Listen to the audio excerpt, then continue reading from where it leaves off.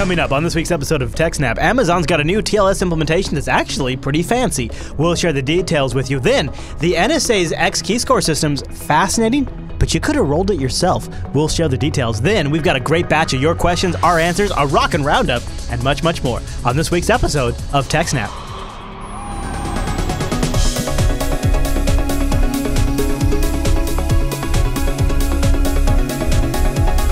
Hi everyone, and welcome to TechSNAP. This is Jupiter Broadcasting's weekly systems network and administration podcast. This is episode 221. We stream this episode live on, oh my gosh, I can't even believe it, July 2nd, 2015. This episode is brought to you by our three fine sponsors, DigitalOcean, Ting, and IX Systems. I'll tell you more about those great sponsors as this here show goes on. Our live stream, why, that's powered by the incredible Scale Engine over at scaleengine.com, which not only powers all of our distribution of content, but also our live stream. My name is Chris, and joining us every single week is our host, the admin, the tech, and the teacher, Mr. Allan Jude. Hey there, Allan. Hey, Chris, everybody. Thanks for watching. Hey, buddy. So, welcome to episode 200, and if you can believe it, Allan, 221. And I mean, I don't want to brag, but we haven't missed a week yet. And I was like, I thought this might be the week. To be honest with you, I thought it might be the week. For some reason, I just had like this feeling, and I was like, what are we going to do if we don't do an episode this week? But no. Too much is happening. Allan Jude couldn't stand still. There's too much going on in the world of TechSNAP. And so not only do we have a crazy great feedback segment, a very ZFS feedback segment, which inspired an incredibly good pre-show conversation, which has got me like rethinking the way I'm going to do storage here at the network. But we also have a crazy good roundup with some super important stories. But first, Allan, why don't we start with this Amazon story about a new open source TLS implementation? And maybe the beauty is how few lines of code it actually required to make it happen. Yep. So Amazon's released S2N, which is a new TLS implementation, originally named Signal to Noise, because when something's encrypted, it's supposed to hide in the noise and not look like there's actually a signal there. But it's a brand new implementation of the TLS protocol, and it's only about 6,000 lines of code if you don't count the comments and the blank lines and so on. It's been fully audited, both by people from inside the project, but also they've paid for an external security audit, and they promise as part of the project that Amazon will pay for a re-audit once every year. So that's kind of a nice promise to have going forward. Is that I really like that. That gives me some insurance almost. Audit. Yeah. However, it doesn't replace OpenSSL, and Amazon's still supporting the Internet Core Infrastructure Initiative to improve OpenSSL and so on. Okay. What it does is it implements just the TLS protocol, which is like libSSL, which is part of OpenSSL. It doesn't actually re-implement any of like the crypto primitives or the encryption and the algorithms and all that kind of stuff, which actually comes in OpenSSL from libcrypto. Yeah. So S2N can then be built against any of the various libcrypto implementations there are. So you can build S2N on OpenSSL or LibreSSL, the one from OpenBSD, or on Boring SSL, the one from Google, or on Apple's Common Crypto framework. As a BSD user, you must like that. Yeah, I still use OpenSSL, but having the option of LibreSSL is quite nice. Yeah. The fact that they partly is because that's not where most people's problems with OpenSSL are, and so I think libcrypto is almost the same in OpenSSL, LibreSSL, and Boring SSL, except for some of them ripped out some of the older stuff they didn't want or whatever. But anyway. The API appears to be very easy to use. They have documentation up there and shows, it's just, there's not that many functions to use, and it's all done relatively sanely. And it looks pretty good. It includes a client-side library and the server side, but the client side's not quite finished yet. But it means that you can very easily write a server that will accept TLS connections using this today, and that the client side is currently experimental. Allan, yes. I mean, I don't mean to interrupt you, but what grounds and legitimacy does Amazon have in this area to do something like this, in your opinion? Well, basically, currently the way OpenSSL is, it's very hard to write code to use OpenSSL, and it's very hard to read the OpenSSL code. Whereas Amazon's code, they have very strict style guide, and it's all designed to be very easy to read and easy to follow. Yeah.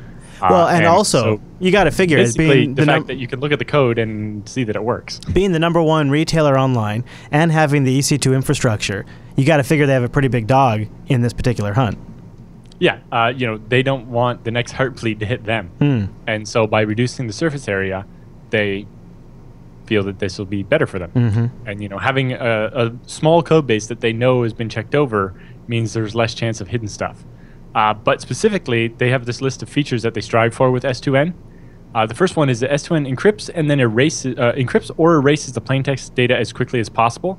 For example, when you decrypt data buffers, they're actually erased as they're read by the application. So when the library receives encrypted data and then decrypts it, as your application reads it out of the buffer that S2N provides, S2N erases the data so the plaintext isn't left laying around somewhere. So you don't have to remember to go erase that or indicate that you're done with it. As you're reading it, you have the only copy of it now, and it's your problem in your memory space, and it moves out of the library. S2N also uses the operating system features to protect data from being swapped to disk or showing up in core dumps and stuff like that. Whereas because OpenSSL had its own memory allocator, it was kind of missing the ability to do that. Part of it is because S2N is designed to be used on standard hardware infrastructure where OpenSSL has been ported to everything. And in doing so, they've kind of had to abstract away because there's so many differences and so many different hardware architectures and operating systems and so on. Whereas S2N is targeting, the standard stuff that we use on servers. But specifically, S2N avoids implementing rarely used options or extensions, as well as features with a history of triggering protocol-level vulnerabilities. For example, there's no support for session renegotiation, which was a big flaw in a big series of flaws in SSL in the past, and DTLS, which I think is the TLS over UDP thing. Oh, okay. Both of which have, they're handfuls of SSL vulnerabilities related to those two things, and so S2N just won't support them. Okay.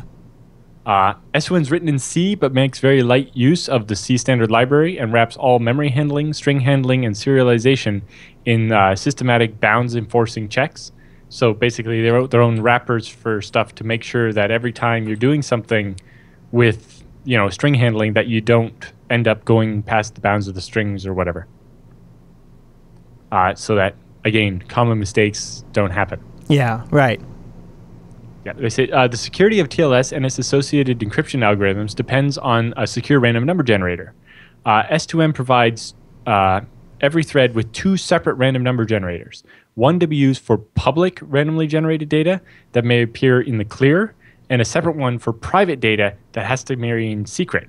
This approach lessens the risk of potential predictability weaknesses in the random number generator from leaking as part of the clear text.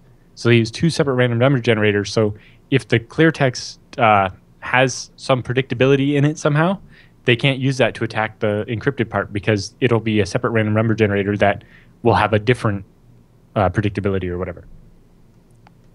But one of the main features that I like, especially from like a server administrator side, is that currently the way in OpenSSL, every so often we have to go into our servers and change that list of algorithms in what order we want to support them. Remember, we got like Mozilla's best practice document on it, end up with a string that's literally like 4 lines long of all the algorithms in the order of preference.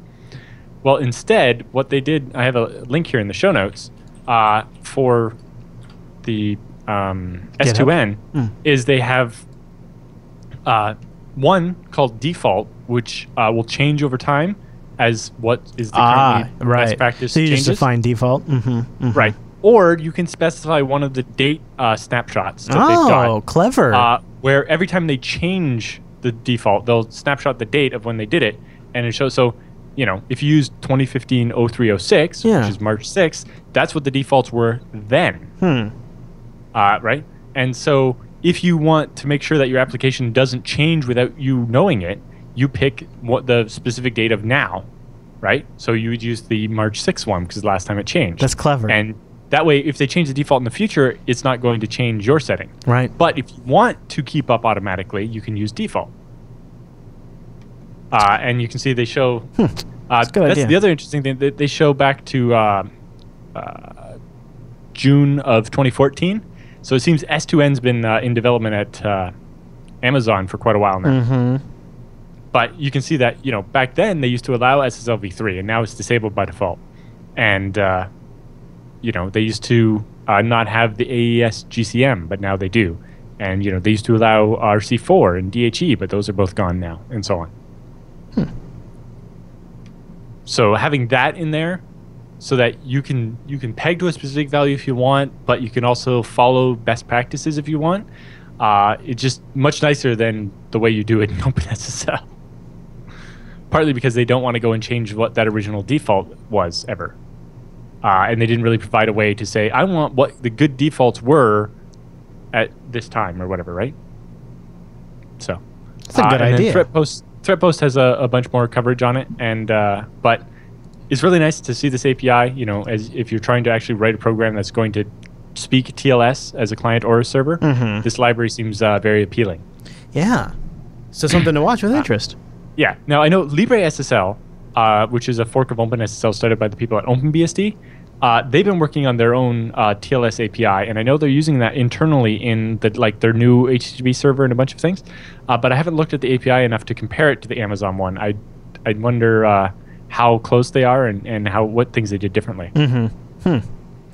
Fascinating. All right, Allan. So, and Allan has links to additional coverage from Threatpost and the links to the GitHub page that Amazon has put out as well in the show notes. Any other thoughts, Allan? No, and they have information there if you do find a vulnerability by auditing their code or whatever, what you should do with it. Nice. And if you find any other kind of bugs, they're just open it up on GitHub, which is nice. A lot of bigger companies are like, oh, well, we post our code on GitHub, but if you want to do a change request, you have to come over here, sign up for something, sign this legal something you're not already used to. Copyright. Something you don't already have an account to. Something you don't already use on a daily basis. Right, but you have to sign away all your rights to the bug you're committing and all this nonsense. If you're trying to commit to Puppet or something, it's ridiculous. It's no good.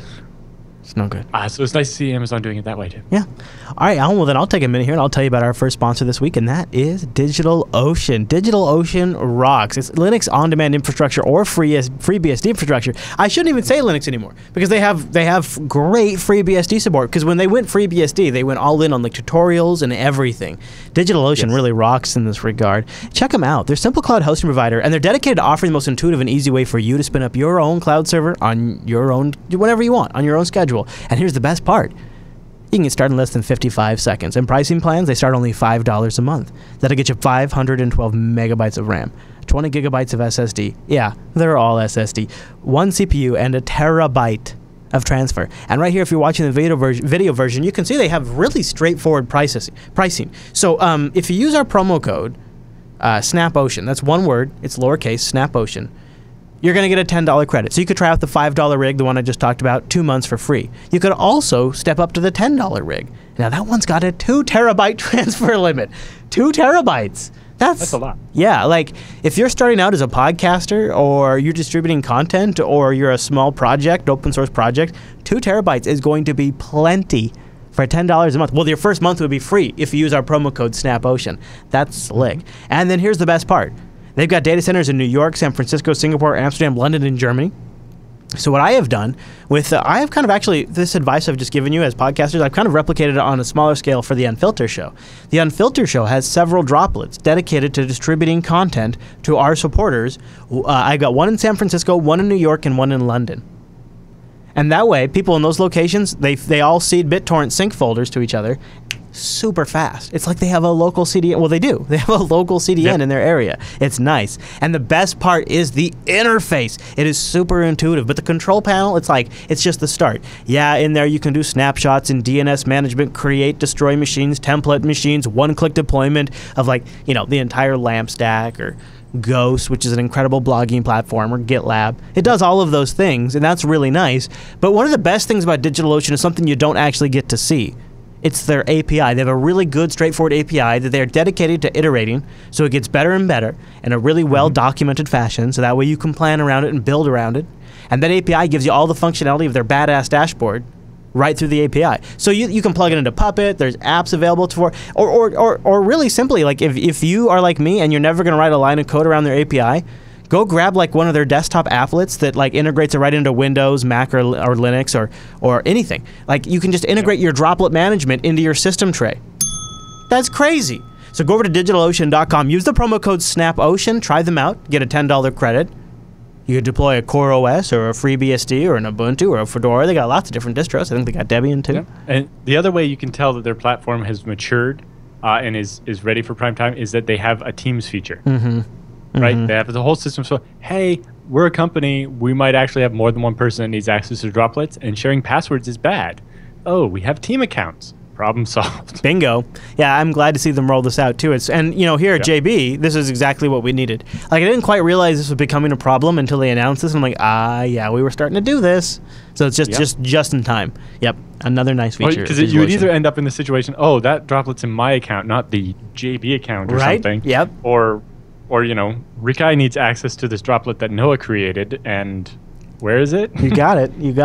DigitalOcean.com, and use the promo code SNAPOcean, and a big thank you to DigitalOcean for sponsoring the TechSNAP program. You guys rock.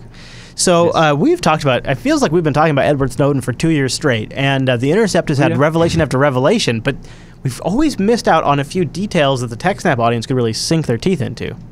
Yes. So this time, finally, we have more detailed analysis of how X keyscore actually works, and most importantly, the actual software stack they use to build it. And I think some people will be surprised by how you could have done it yourself. Run-of-the-mill it is. Yeah. So the NSA's X keyscore program, which was first revealed by The Guardian quite a while ago, sweeps up countless people's internet searches, emails, documents, usernames, passwords, and other private communications. X keyscore is fed a constant flow of internet traffic by tapping into the fiber optic cables that make up the backbone of the world's communication networks. Yeah. And among other sources that it processes. Starting as of 2008, when the documents we have from Snowden are from, the surveillance system boasted 150 field sites that covered United States, Mexico, Brazil, United Kingdom, Spain, Russia, Nigeria, Somalia, Pakistan, Japan, Australia, etc. Interesting one there is that, I'm pretty sure most of these are done in cooperation with the local government. And, seeing cooperation with Russia on spying is kind of interesting. But anyway, they said in 2008, it consisted of over 700 servers. Wow, and that's in 2008. You can only imagine it's expanded from there, right? Exactly. XCSOR allows an incredibly broad surveillance of people based on perceived patterns of suspicious behavior. It is possible, for instance, to query the system to show the activity of all people based on their location, nationality, and websites visited. For example, one of the slides displays a search thing called Germans in Pakistan, which shows an analyst querying X keyscore for all individuals who are currently in Pakistan but are visiting a specific German language message board.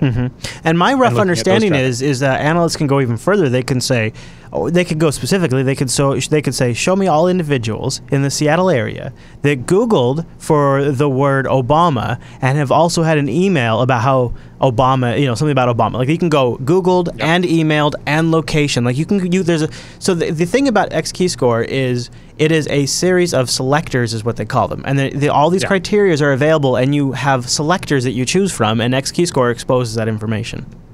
Yep, and it basically makes it searchable. The sheer amount of communication that X keyscore processes, filters, and queries is stunning.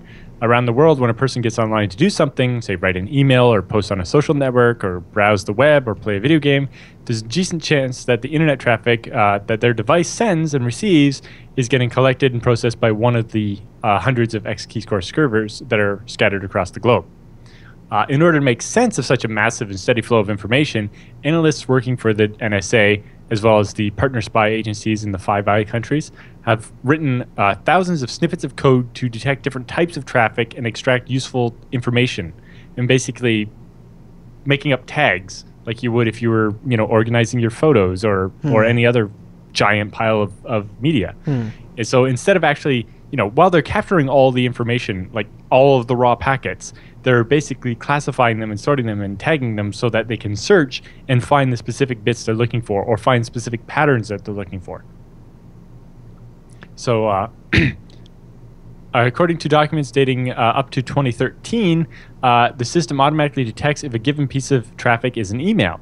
If it is, the system tags it as, if it's from Gmail or Yahoo or whatever, or if it contains an airline itinerary, then it gets a special tag. So they can easily search, show me everybody who's flying from here to here today, right? If they've got their email from their airline went to their Gmail or Yahoo. If it's encrypted with PGP, or if the sender's language is, if the email's written in Arabic or English, or where the person's from, even if they are from an Arabic country but they're speaking English, they can tag it kind of both ways. And then they use a highly specialized system to So that you might expect that they're using some kind of highly specialized system to manage all of this, but it turns out it's actually really simple. So XKeyscore is a piece of Linux software that's typically deployed on a Red Hat Enterprise Linux server. Hey-o. It uses the Apache web server and stores the collected data in a MySQL database. Oh. File system is a clustered file system, and the nodes access it over NFS and use the AutoFS service to auto-mount the shares. Hey, nice. Scheduled tasks are handled by cron. System administration is done over SSH. How did we get this much detail, Alan? And then they use tools such as rsync and Vim and so on. Wow. It's standard Linux stuff. Well, I guess all this information is in the stuff Snowden stole. Okay. Right? They also use a comprehensive command line tool that they use to manage the software. The security of the system is not as good as you might imagine, though. Analysts connect to XKeyscore over HTTPS using standard web browsers such as Firefox. Internet Explorer is not supported. Analysts log into the system using either a username and password or using public key authentication. I guess maybe SSL search or something. However, the problem, obviously they don't have two-factor authentication on logging in to query people's data and so on, right? So what you do is you steal the login of the person that sits, a couple cubicles over from you at the NSA and do your searches you're not supposed to be doing as them instead of as yourself. And so, anyway. When system administrators log into XKeyscore servers to configure them, they appear to use a shared account using the name Opper as an operator. This means that changes made by an administrator don't get logged as by which administrator, just an administrator made this change. So if one administrator does something malicious on an XKeyscore server, they just log in as the Opera user and do it, it's possible that the digital trail of what is done doesn't lead back to a specific administrator. And so they don't actually know who did it. Which is funny because this is exactly what's being described in the Tom Clancy novel I'm reading at the moment. Oh, really? Yes. It's like well, actually, in the Tom Clancy novels, they're talking about the default domain administrator. And, at the NSA, you're supposed to have a separate account for each administrator, but everybody that's a superman probably knows the password for the administrator account on your Windows domain, right? Mm-hmm. Anyway, diverging from reality there. Anyway, they say there appears to be another way an ill-intentioned system administrator may be able to cover their tracks. When an analyst wishes to query XKeyscore, they log in over the web interface and use their browser and do the searches. And in that case, the searches are logged, and this creates an audit trail. So the system, make sure that users aren't doing overly broad searches or trying to pull up, information on people they know or something, right? Because we've heard about abuses like that from the NSA before, where they're spying on relatives or girlfriends or whatever, right? System administrators, however, are able to log into over SSH and run the SQL queries directly. And documents indicate that administrators have the ability to query the SQL database and there's no audit trail at all.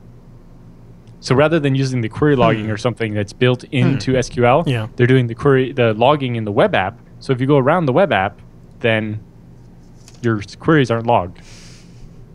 So that's worthless. So the system's not very well designed. Yeah. And it's not very well scaled. It's like, I wonder if they, if they had just heard of Sphinx, the full text search engine for MySQL that allows you to more easily search MySQL databases for human text and so on.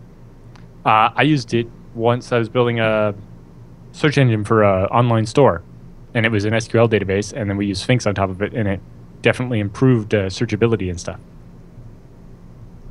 But it basically, because it's all based on standard LAMP stack, basically. Yeah. They probably could have done a much better job using some existing open source stuff instead of write everything from scratch. But like we've talked about many times before, even the NSA seems to suffer from not invented here syndrome. Mm-hmm. Yeah, they had to roll their own solution, didn't they? Well, of course, they couldn't tell anybody, so. Yeah. So they say, when data is collected by an XKeyscore field site, it is processed locally and ultimately stored in the MySQL database at the site. XKeyscore supports a federated query system, which means that an analyst can conduct a single query from the central XKeyscore website, and it will communicate over the internet to all the field sites and run the query elsewhere or everywhere at once. So this question's, if I'm on the web interface and I'm doing a query, how is it connecting to the SQL servers at the remote locations? Are they encrypting that properly? And, where does that get logged? And maybe it should get logged at both places instead of only one, and so on. Your traffic is analyzed and will probably match a number of their different classifiers, but the most specific classifier is the one they'll use to tag your traffic so that they can find it in the searches. Eventually, usually after about 3 to 5 days, the complete capture of all your actual data will be deleted to make room for new traffic. But the metadata that matches these tags might be kept for 30 to 45 days so they can do better pattern analysis and stuff. Yeah. I wonder if they have certain classifiers they have that just say don't store this. Like, maybe. Oh, that's torrent traffic. Let's not write it down. Yeah, maybe. But I also think they have like crazy egregious ones like is encrypted, store. Doesn't matter. Yeah, exactly. They definitely have classifiers that detect PGP encrypted emails. And it kind of makes me wonder, it's like, I wonder if we should just be less specific about -- start PGP encrypted email. Right. Yeah, maybe we shouldn't even say that. Yeah. Or write regular email and it's got a picture attached that contains the binary. Yeah, there you go. Yeah. Anyway, they say this is done using dictionaries of rules called app IDs, fingerprints, and micro plugins. And these are written in a custom programming language called Genesis. Each of these can be identified by a unique name that resembles a dictionary tree, such as mail/webmail/gmail, or chat/yahoo, or botnet/blackenergybot/command/flood. Right, so they can identify the packet that is actually a botnet operator instructing their botnet to flood somebody, which is an interesting way. It seems like the NSA should then be able to tell us who's running all these botnets. Yeah, and they'd have to reveal their sources and means potentially. Yeah, exactly. They say one key document detailed X keyscores, app IDs, and fingerprints listed several revealing examples. For example, Windows updates is update_service/Windows. And normal web requests are HTTP/GET. X keyscore can automatically detect like AirBlue travel itineraries. They'll show up as travel/AirBlue. And anything from an iPhone web browser shows up as browser/cellphone/iPhone, and so on. To tie it all together, if an Arabic speaker logs into a Yahoo email address, X keyscore will store that as mail/Yahoo/login because they probably will have captured his actual username and password because they were getting the data unencrypted or after it's decrypted from Yahoo. Yeah. And so they have your actual username and password so they can go into your account and do stuff if they want. Or, a lot of people reuse passwords. So if you have their plain text password for the Yahoo email, you can probably go in and get it elsewhere. Plus, if you have their email, you can reset the password and on and on and on. This stream of traffic will match the mail/Arabic fingerprint, as well as the mail/Yahoo fingerprint and the mail/Yahoo/YMBM, which is actually detecting the Yahoo browser cookie. So they can actually use this to tie HTTP requests together as well.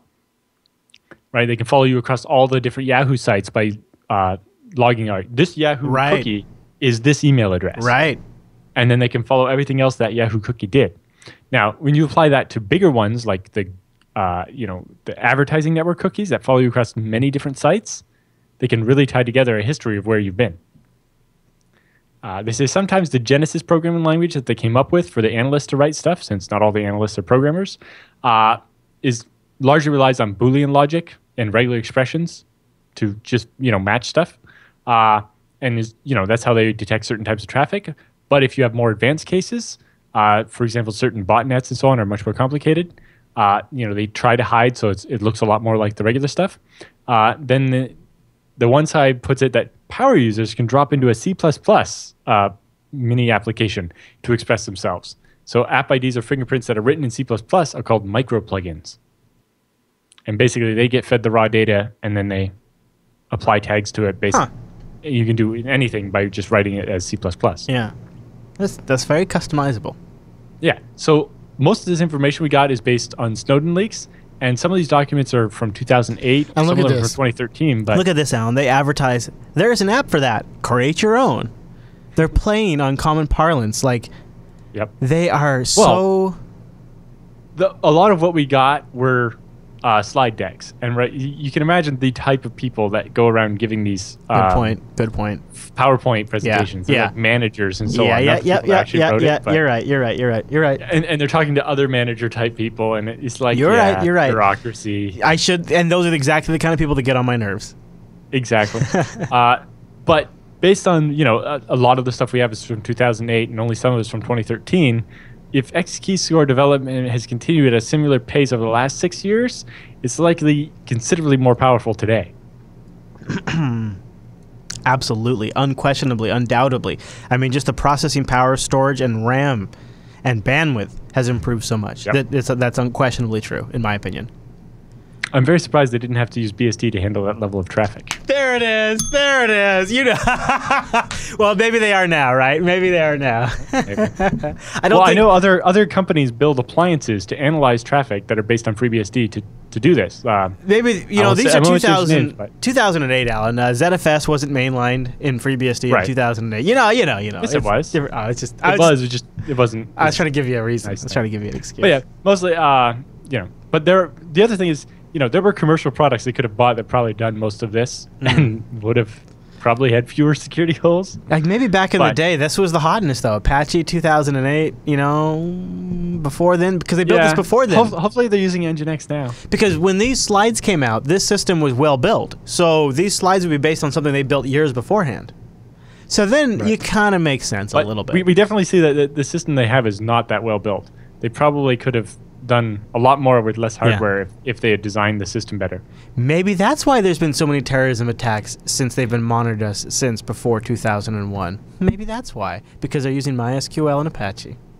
And it's slow. All right, Alan, why don't we stop right here and thank IX System. Go to ixsystems.com/TechSNAP. If nothing else, check out that slick, new, enterprise-ready logo. And you also can grab the ultimate guide to buying a new open source server, ixsystems.com/TechSNAP. That supports the TechSNAP program, lets them know you heard about it here, and gives you a little bit of a competitive advantage. So if you got to grease the wheels up the chain, you've probably heard about us talk about IX, how we wouldn't use anybody else for our hardware needs. And if you're watching the pre-show, you know what Jupiter Broadcasting's plans are for IX. But maybe you're having a problem convincing people up the chain.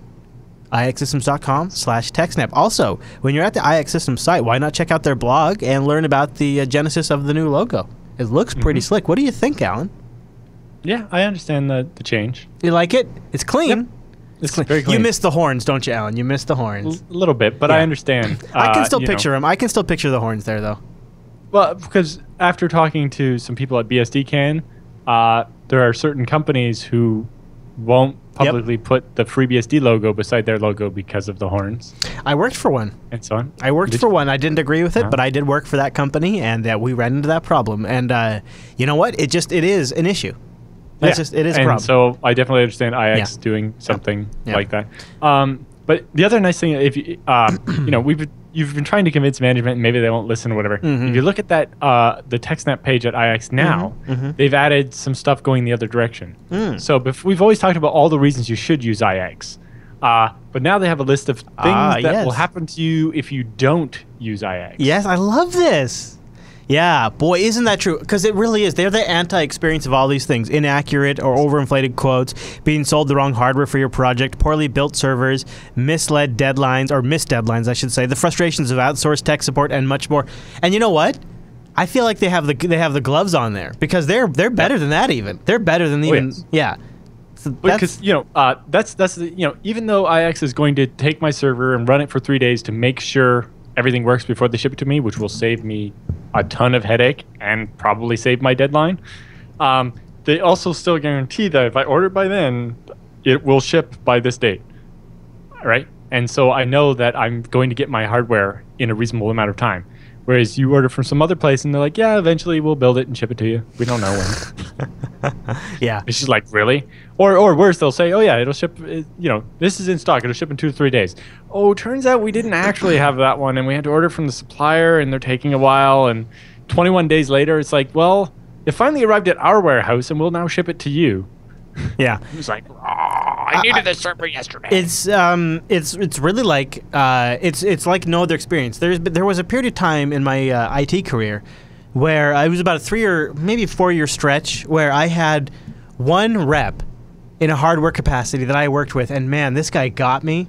Like, he got me, he got my clients, he understood what I was trying to deliver to them, and it was amazing. I had a great connection with this hardware representative for a company. And after 3 or 4 years, you know, as all these things do, it disappeared. Well, IX offers that, only they offer it in a way where, like, they're there for the long term, and they do it at a company-wide level. Like, this guy that I got, this rep that I got, he was like the standout guy in the company, and I didn't want to let go of him because I finally got a good rep. And oh my God, like I would call this guy up and I would just bullshit with this guy just to keep him happy, because he made my life so much better, because he was one of the good guys. And when he was gone, that sucked. So yeah. I implore you, ixsystems.com/TechSNAP. If you've ever had a connection like that with a vendor that made your job as a system administrator easier, that's IX Systems at every single level. And they're really good at what they do, and you can trust them. ixsystems.com/TechSNAP. And a big thank you to IX Systems for sponsoring the TechSNAP program. If you're really worried about, you know, them being around or whatever, you know, you have to realize that IX has been around since 1991. Yeah. It took me a while to figure it out, because I would get, like, I had vendors that would sell me, like, so we're in, you know, I'm in Seattle, and there's a really nice basketball, like, they have box office suites they would send me to. Like, they would just, like, like, really nice stuff. Like, it was really sweet, but it wasn't actually delivering the end result of the product I needed. Like, there was still a disconnect between the sales and delivering on a technical product that answered our needs. And that's where IX has sort of closed that gap. Like, the people you speak to, they're never wasting your time. You're always going to get to a solution that you need. I think it's pretty great. All right, Mr. Jude, are you ready for our next story? This next one's a good one, too. I don't know what to make of it, other than it's more DDoS attacks and more shenanigans. Fill me in. Yep. Right. So I basically made a top-level headline and then broke it up into two I loved it. Like basically, home routers have totally failed. Yes. Home routers are full of fail.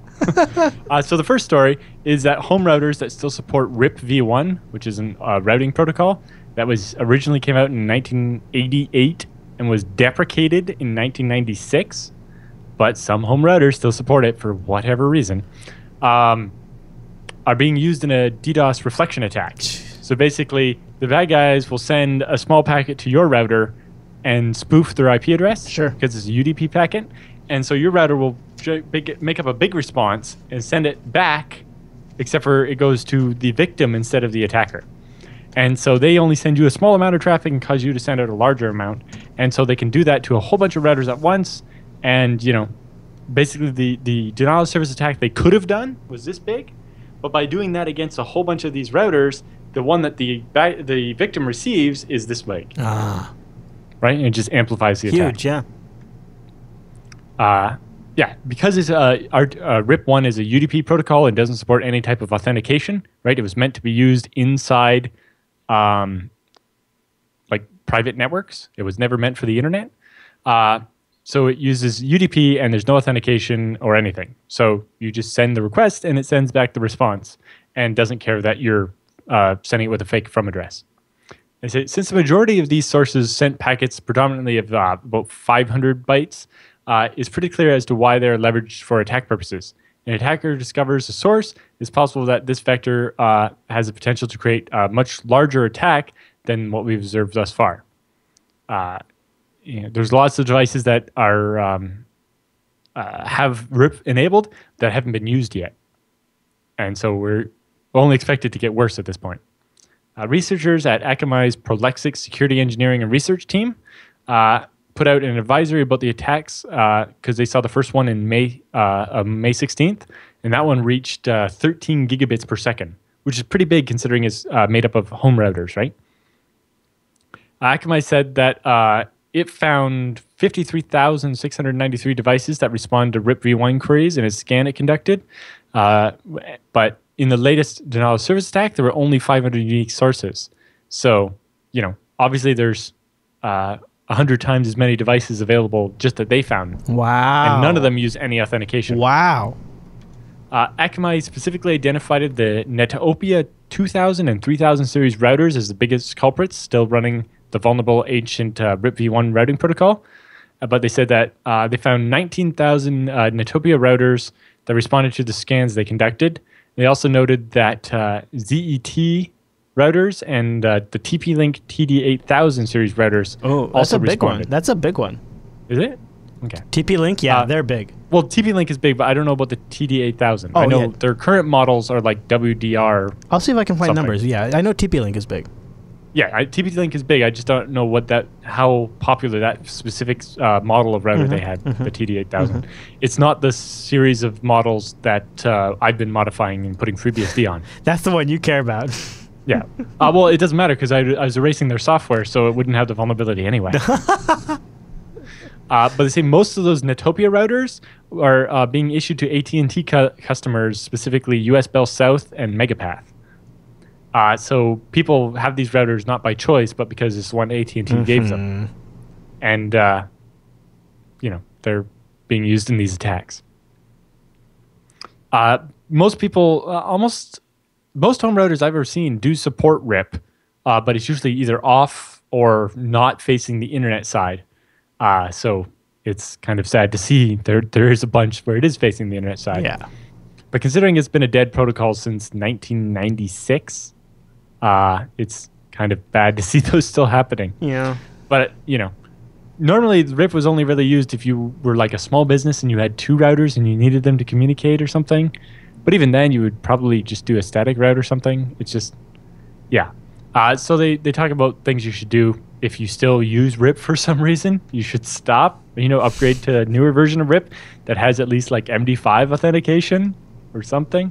Or, apply an access list so only accept RIP queries from other routers you actually expect to get queries that seems from. reasonable if you're going to have to use it for some reason. Yeah.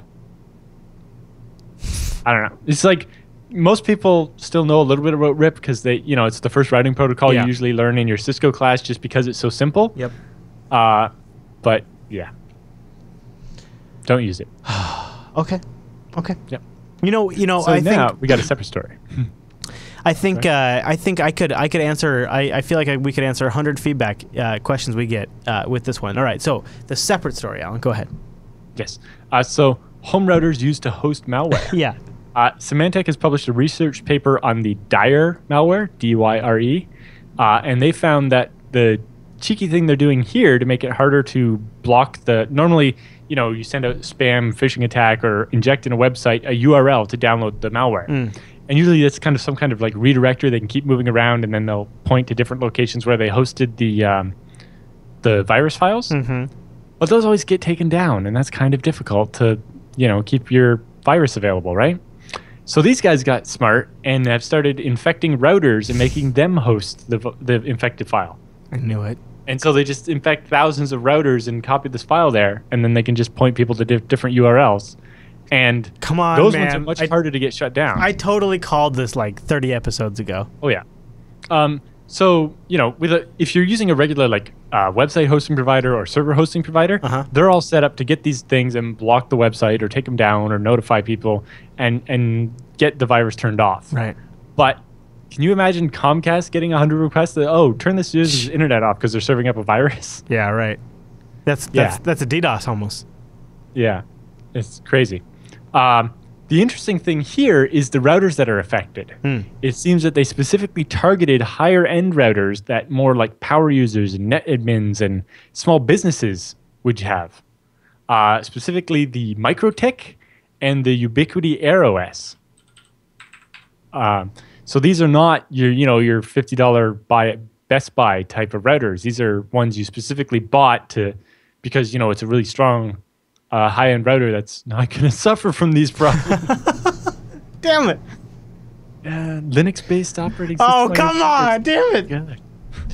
Jeez. Don't tell Noah. He's going to cry a little bit. Yeah. But yeah, I know lots of people that highly recommend the MikroTiks because, you get in there and it's like a real operating system and so on.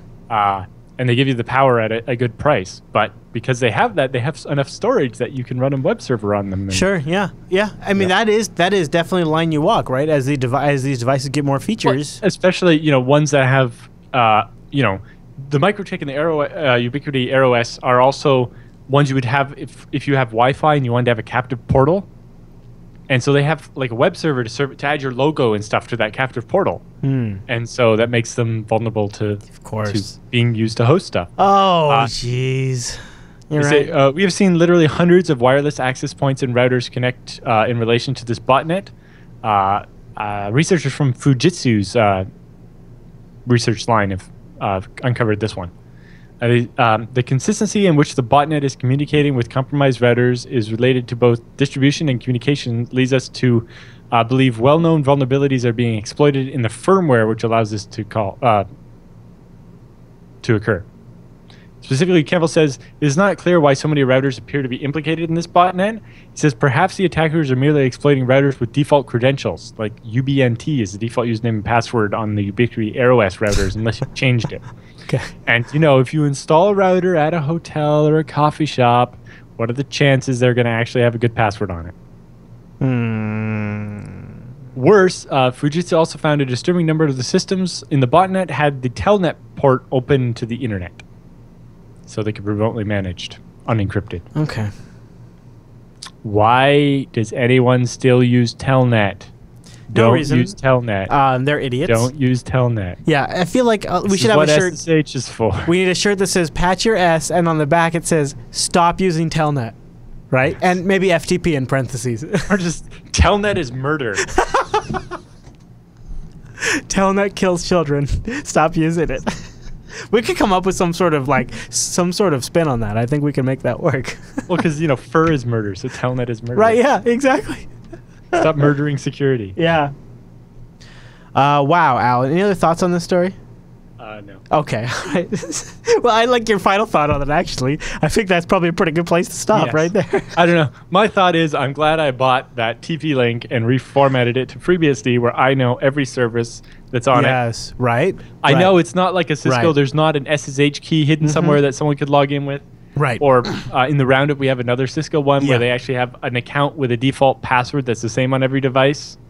And you could log in and it has root access. Yeah. Which is much, much worse than an SSH key. Because all somebody has to do is brute force that one password and they have access to every one of them. I feel like we need a moment of Zen, Alan. We need a moment of serenity. Serenity now. Let's stop and talk about Ting. Go to techsnap.ting.com. Techsnap.ting.com. If you go to techsnap.ting.com, you're going to get a special discount off your first Ting device. Or if you act right now, well, I would do this. Personally, if you're in the IT business, you've probably got a tablet, you've probably got a laptop, and you probably need connectivity, go get a Ting MiFi device. So they've got GSM and CDMA networks, so you're going to be able to get good connectivity regardless of your location in the US of A. But also, you only pay for what you use. So you're only going to have to pay for when you have to kick in that data service to save the day. Isn't that nice? And if you're in contract services, just bill them for it. Go to techsnap.ting.com. If you're in a small business, if you've got 3 to 5 to 10 mobile devices or more, boy, especially if you have more than 10, Ting is going to save you money for your mobile business. It's really easy to give several lines out to folks, even if you don't have a lot of money, and here's why. Ting is only pay for what you use mobile service. It's a flat $6 for each individual line. And then you just pay for your usage on top of that. So Ting just takes your minutes, your messages, and your megabytes. Whatever you fall into, whatever bucket-wise, like whatever cost that is, that's just what you pay. So for me, I only used 100 minutes of talking time across 3 lines. So like my bill is around $30. Like it's not even, it's like higher end 30, it's like almost 40. For 4 phones. For 4 phones. For 4 phones. 4 smartphones. Because we're very savvy. We use Wi-Fi very intelligently. We're all very tech savvy. We know what's up. And if we have to spend a little bit of time out on the road and we're racking up minutes 1 month because we're making phone calls, we're not on Wi-Fi, big deal. Honestly, I spend 10 to 11 months making Wi-Fi calls. So if 1 frickin' month out of the year, I spend a little bit more for voice calls, Ting still works out to be demonstrously cheaper than any other of the monopolies out there. So I want you to go to techsnap.ting.com and check them out. They're mobile like you've never seen before. They really are changing up the game. They make mobile make sense because they give you tools to manage the devices. They have no hold customer service. You call them at 1-855 Ting FTW, and every single device you buy is freaking unlocked. And what I love about Ting is they're hungry. Like, having mobile and dominating it like this is not enough. They're also rolling out fiber services. We've talked about this, and now they have a video. Ting wants to bring what they're doing in mobile to fiber internet as well. And I think that's genius. So I want to play a little bit of it for you.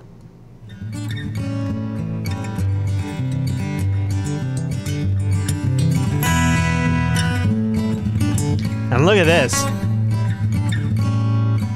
Oh my gosh. And one of the nice things that Ting has on their fiber internet service is they bring a lot of the Ting features to it. Like their nice Westminster.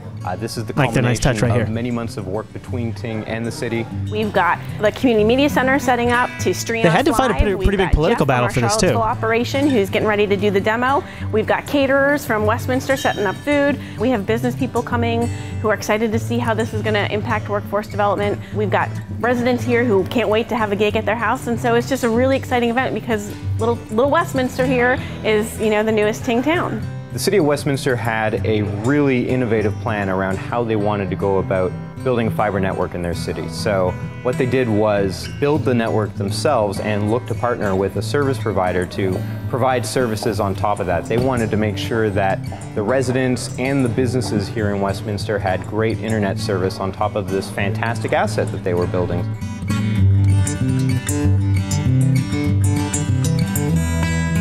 This is the next, or this is the current great network revolution. It's infrastructure like roads. It's infrastructure like the energy grid. You know, somebody was just telling me, one of the city councilmen was saying, well, we don't have a major highway here. I said, this is your highway. And we look forward to working with you to deliver the benefits of broadband to your community. Thank you very much and congratulations.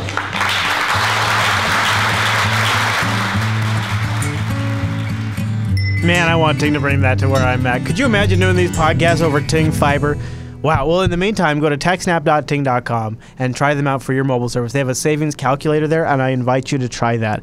I've saved over $2,000 in 2 years. You could put that in the savings account. You could buy a new laptop every 2 years.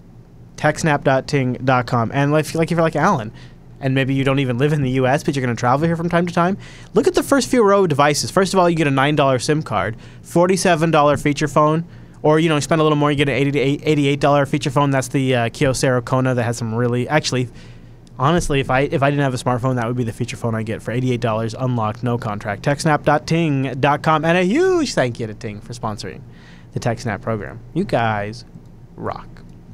Okay, Allan, so we have so much more to get to. We've covered the home router news. We've covered all of the other features and all of the other links to everything Allan's talked about, which is a bunch of stuff this week, including I want to point people to, I don't know, you probably mentioned it, maybe I just missed it, but the semantic research paper, I want to point people to that in the show notes. All of that, the links over at jupiterbroadcasting.com. Look for episode 221 of the TechSNAP program, and then go grab yourself some of those links, because Allan busted that out like a pro. And while you're over at the Jupiter Broadcasting website, why don't you check out episode 96 of the BSD Now program, Lost Technology. What's episode 96 about, Allan?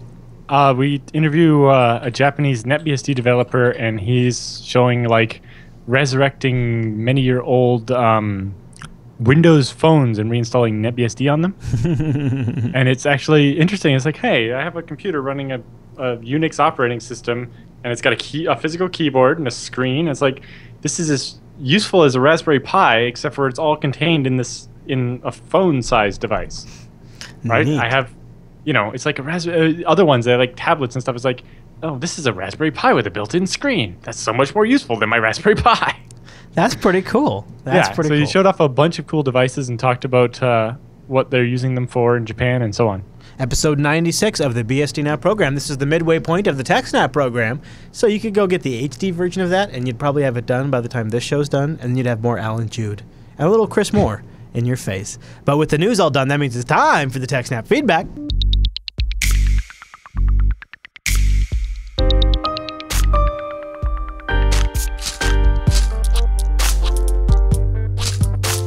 Thanks for sending your emails to TechSNAP at jupiterbroadcasting.com, or pop in that contact link at the top of the Jupiter Broadcasting website, or even better, start a thread in our subreddit over at techsnap.reddit.com. But before we get to the emails this week, I wanted to mention that's something that's coming up very soon. If you go to meetup.com/JupiterBroadcasting, we're going to have a meetup at OSCON 2015. Actually, you can come say hi to us at OSCON. We'll be there Wednesday, July 22nd. And afterwards, if you're in the Portland, Oregon area, really, if you're just anywhere in the area, we're coming down from the Washington area, meet up with us at the Spirit of 77 bar. Go to meetup.com/Jupiter Broadcasting, and let me know. Right now, I've got 5 people going. If that number goes up, I'll actually schedule. So Spirit of 77 bar has the whole upstairs available for renting. If I get a few dozen people or something like that, meetup.com/Jupiter Broadcasting. If you're in the Oregon, Portland area ish, in that Pacific Northwest area on July 22nd, come say hi to Noah and I. We'll be at OSCON, and then we'll go into Spirit of 77 for dinner. Meetup.com/Jupiter Broadcasting. I'd love to see some of the TechSNAP crew there. But Allan, with that plug done, why don't we get to our first email from Peter? He comes in with a ZFS question, starting off the round of ZFS questions this week. He says, "Hi, Allan and Chris. I have a problem with this Windows server. It's 2011 Essentials. I didn't even know 2011 Essentials was a version. When I set up a few years ago with an i7 rig. Now, it's a long story, Allan, but he's got these drives that are 4K sector drives. You familiar with these? Right. But when he, almost most newer hard drives or bigger hard drives now are, because you can't not do that with larger hard drives. But so he's saying server 2011, and when he built it, he didn't know apparently one of the drives. Apparently the 2 drives are not identical. But one of the drives is 4K and one wasn't. Yeah. But the operating system didn't know, right? Because they all pretend to do 512-byte sectors for backwards compatibility.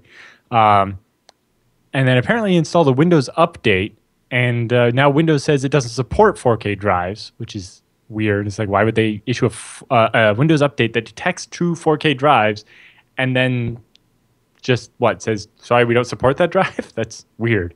Anyway, you're saying it broke his dynamic mirror. Because I guess, if it detects it and tries to have it 4K sectors, like these 2 drives aren't alike, so you can't mirror them. But apparently, downgraded the OS disk to 3 megabytes a second. Well, apparently the other drive that's offline is capable of 70 megabytes a second.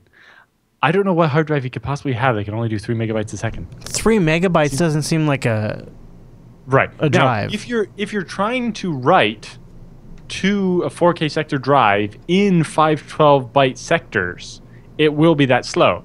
Because, picture you have these 4K blocks and it's actually 8 512K blocks.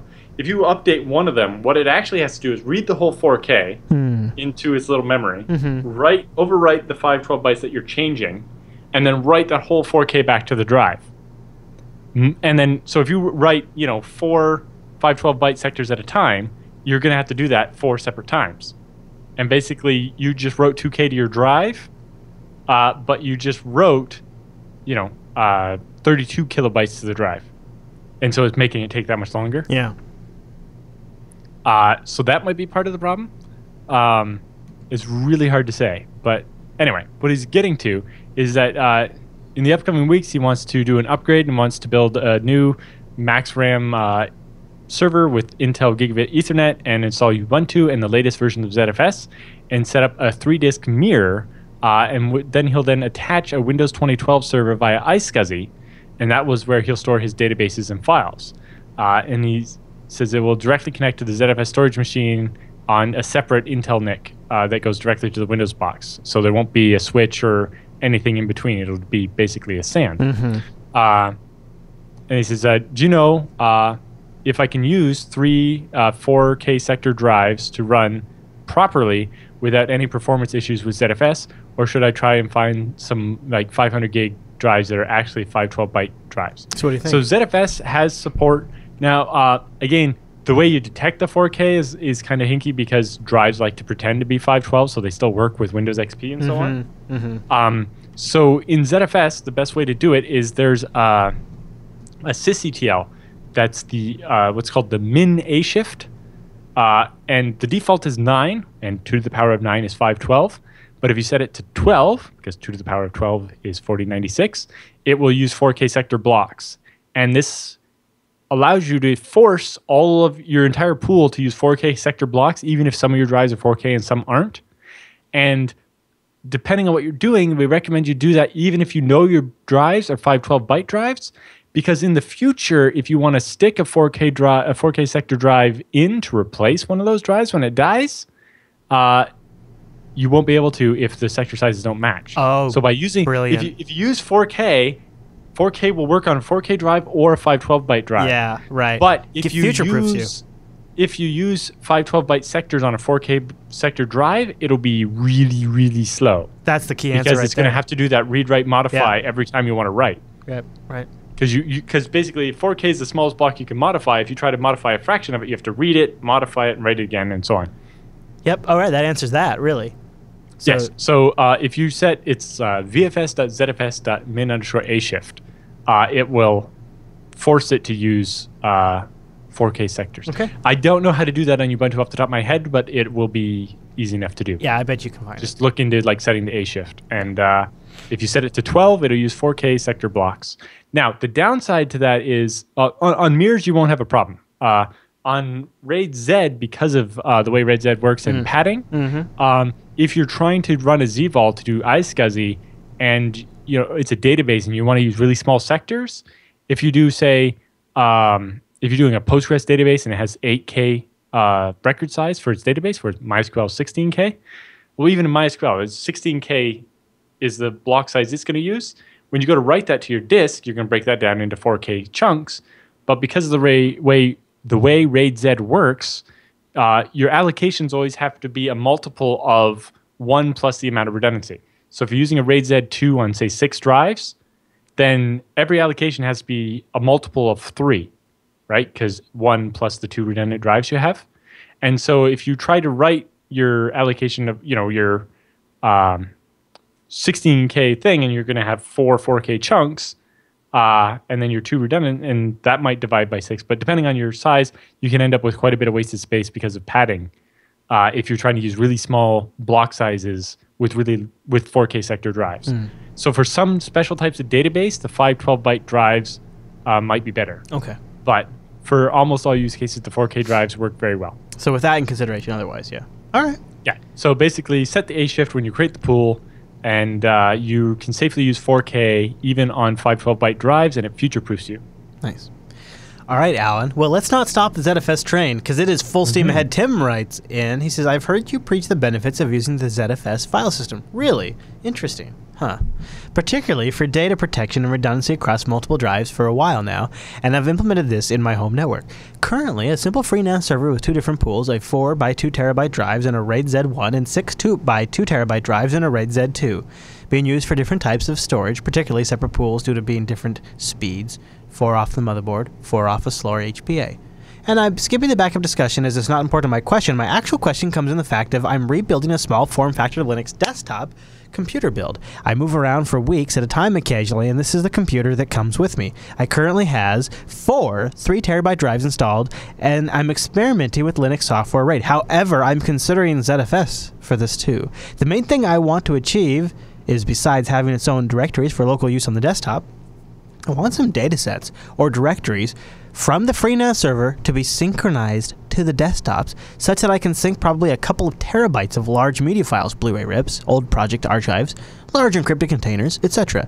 Previously, I very measly accomplished this without any kind of drive pooling or redundancy by copy and pasting the files from the server the night before I had to travel, but redundancy and automation would make my life a lot easier. Is this an appropriate use case for ZFS send and receive, or would you recommend another solution? Is it okay to go weeks without being connected to the server and then reconnect and sync later?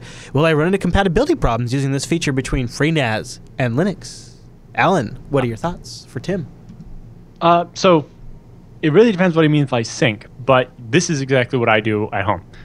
When I do all my FreeBSD development stuff, I have a data set called media/svn that sits on my home file server, and it's got all my work in progress in different data sets and so on. And when I'm getting ready to go to Tokyo or Ottawa or Cambridge or Sweden or whatever, I'll get up on my laptop and do ZFS send from my file server to my laptop, and now my laptop has the copy. Yeah. And I take it with me, I work on it for a week at the conference, I come home, and I sync it back to my home file server. And it works great.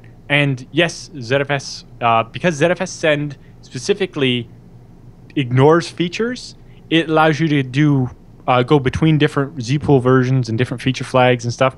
So any version of ZFS can go to any version of ZFS. Now, the key thing here is I'm not modifying the data set on my home file server while I'm not home. So it doesn't, it can't like merge changes. Basically, when I ZFS send from my file server at home to my laptop, when I resync it a week later or weeks later, it hasn't changed on the home copy, right? Only the copy on my laptop changed. And if you know what I mean? Do you think if it goes like weeks and weeks and weeks and weeks? Weeks won't make a difference, especially if the one at home isn't changing. Oh, that's a good point. Yeah, I would assume that would probably be the case if he's traveling, huh? Yeah. Yeah, so you take a snapshot and you replicate that snapshot, and basically now your laptop's the live version, right? Mm-hmm. Now, the one at home can change, but then when you run on your when you go to sync it, you find the last time they were the same, which would be that same snapshot that you replicated. And when you sync it from your laptop back to the file server, it will undo anything done on the file server. Now, you have to force it to do that. It won't accidentally delete your files or something. Yeah. Okay. But in order to resync them, you have to undo the changes on one of the two. So only if they fork, you only get to keep one of the two.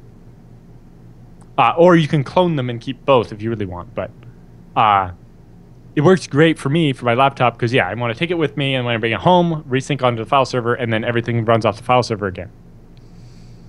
Very so, good. yes, it works great for taking your data set on the road with you.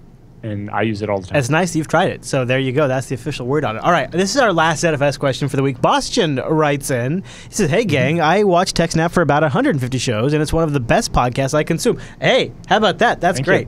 It's quite frightening to see TechSNAP show without a ZFS question, so I'm providing one. Well, Bastian, don't worry, buddy.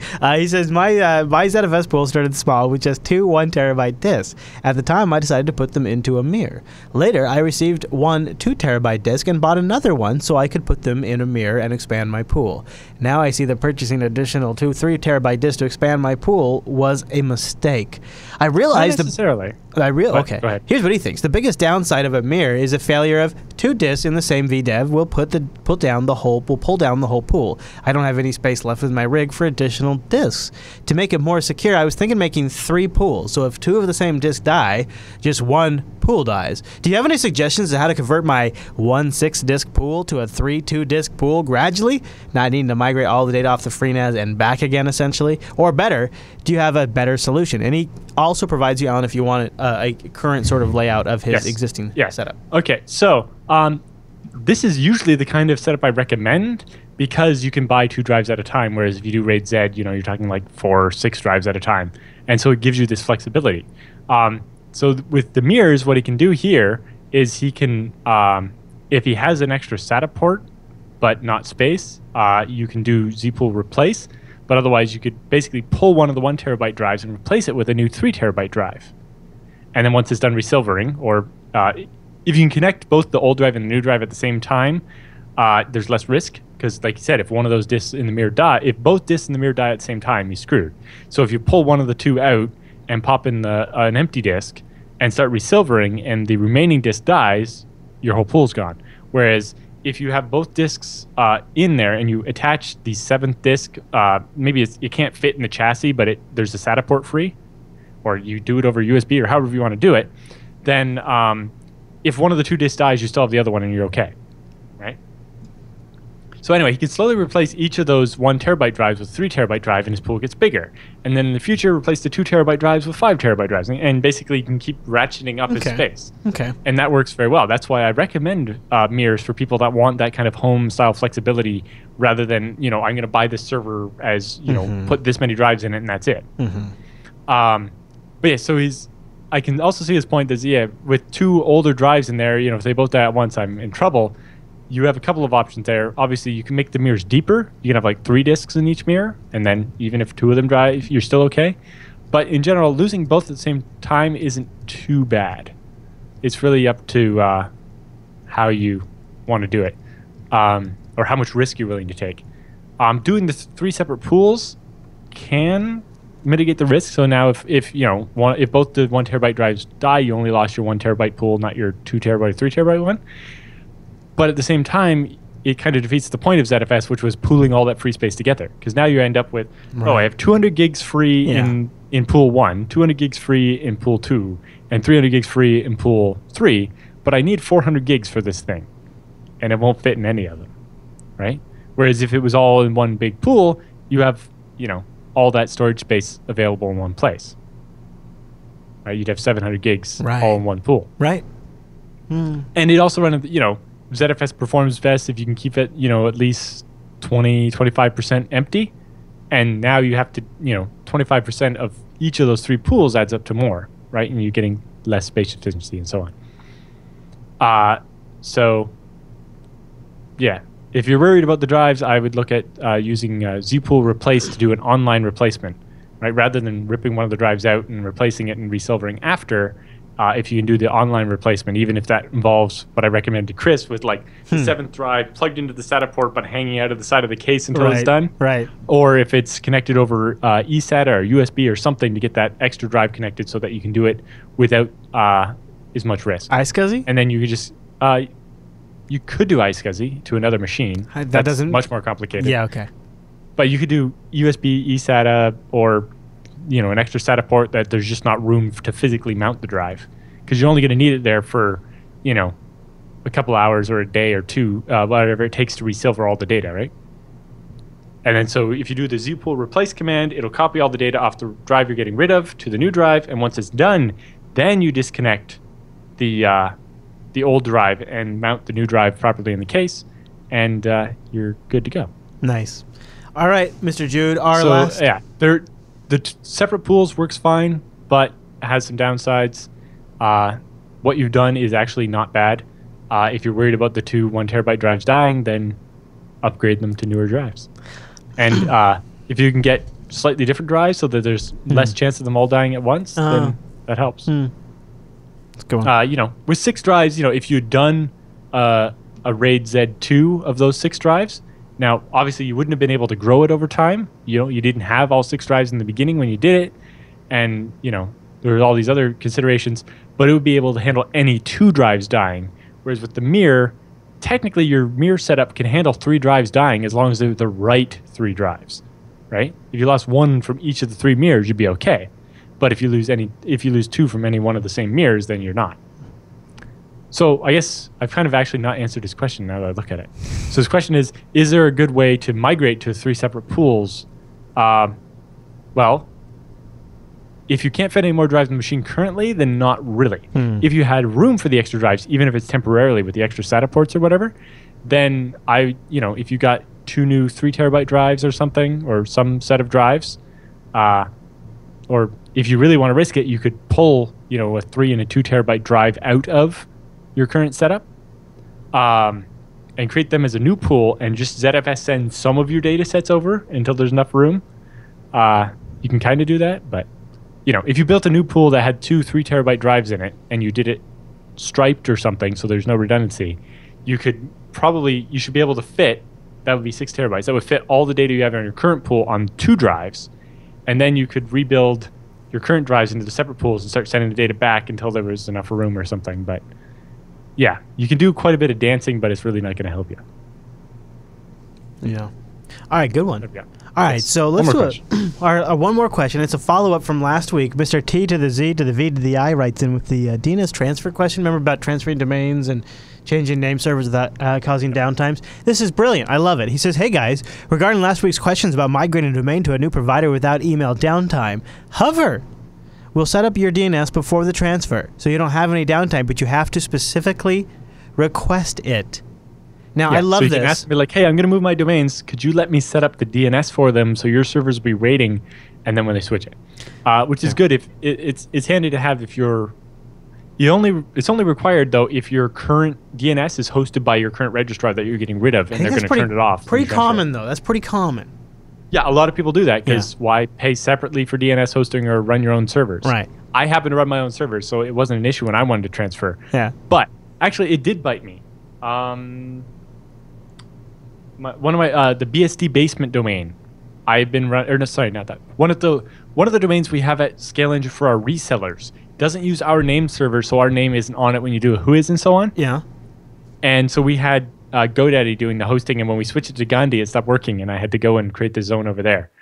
Luckily, there was no email on that domain. But yes, this specific issue has bitten me before. Mm-hmm. And of course, I'm a big fan of Hover because they're owned by the same folks who own Ting, and they've got a good rep. That's where I've got Jupiter Broadcasting registered through. Yeah.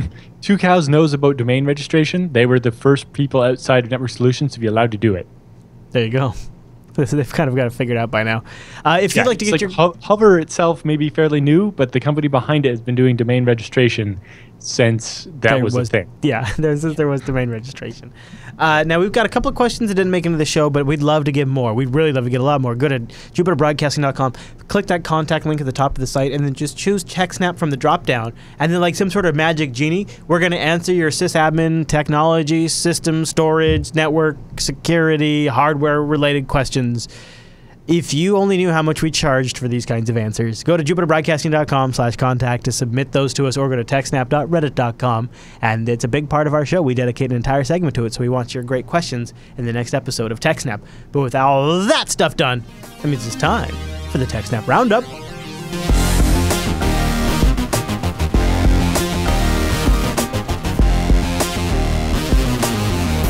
Welcome to the TechSNAP Roundup. Yeah, that's what that crazy music means. Now, the roundup of stories that just didn't quite fit at the top of this here show, but we still want to talk about them and give you some links to follow up on your own after the show. And a lot of these links came from our empowered and educated subreddit over at techsnap.reddit.com. And Mr. Jude, our first story is a follow-up to the OPM hack. You remember this story?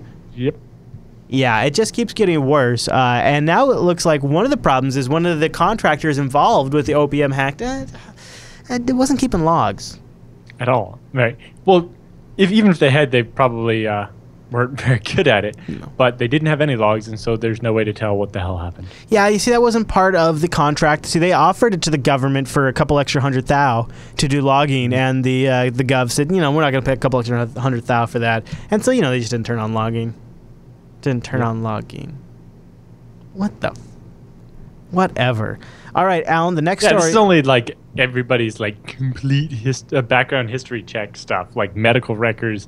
This isn't just an employment check. This is a security background check, which has intense level of detail in it. Alan, if you ask our buddies at Netflix or pretty much anybody else who's in the hipster crowd, they're going to tell you that physical media is dead. However, if you ask Mark Zuckerberg, he might tell you that Facebook's living on Blu-rays. What's going on with this Blu-ray cold storage data center for Facebook? Well, so on Facebook, they get about 900 million new photos posted every day. Yeah. And the truth is that most of these photos will be viewed like 8 times. Oh, ouch. And, ouch. Yeah, it's true, though. And even ones that are viewed more than that or whatever, they're never going to be viewed very frequently after that. Okay. They're posted, everybody looks at it, and then the chance of someone looking it up again is pretty rare. It's going to happen once a month, maybe. Or less than that even. So they have this cold storage system. So what they found is that currently the cheapest way to do this is Blu-rays, because they can fit something like 128 gigabytes on each Blu-ray. And then they fit like 20 Blu-rays in a little cartridge that's thinner than a hard drive. And then they fill decks with these, and then they have heads, and it's all magic. There's actually a video if you want to show it. Oh, really? The link for the video? Yes, there's a second link for that one. While I'm digging for that, it's not as cool. But when CD, so do you remember like when CD-ROM writables were new, and there was there was CD-ROM, CDRW, CDRW Plus, all those different standards, and CDR. Especially DVDs as well went through the plus and minus, right? CDR Plus, or DVD Plus R and DVD Minus R. Yeah.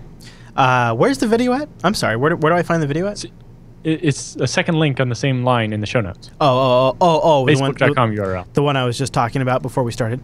That one, you mean? Well, sorry, there's like 3 or 4 of my stories have 2 links this week. You're a baller this week, Alan. That's right. I'll load it up. I was just going to say, I'm Gio. Before this plays, when I worked for a bank, we would actually do something similar with check images. We would bank on these ones are not going to be accessed very often, but we would store them to CD. They weren't CDRWs. They were some other format of CD, like CD-RAM or something. Yes, I remember CD-RAM. And they would be stored in these systems where a robot arm could go grab the disk and load it and then read it for the customer, and they would have a little wait screen for it. So this kind of been playing with us for a long time. All right, here I'll play the Facebook video. This looks fascinating. Director of Hardware Engineering here at Facebook, and I'm part of a Tiger team who developed our next creation here, a rack-level optical storage solution. Cool. And I'd like to show you a bit of what we've created. So we'll walk around the back and we'll show you the internal mechanism and how this all comes together. Come with me. So some of the key characteristics of this design, first and foremost, the rack was built to OCP standards. It has OCP dimensions and power configuration. Nice. So you'll be able to wheel this into any OCP compliant data center and bolt it right up.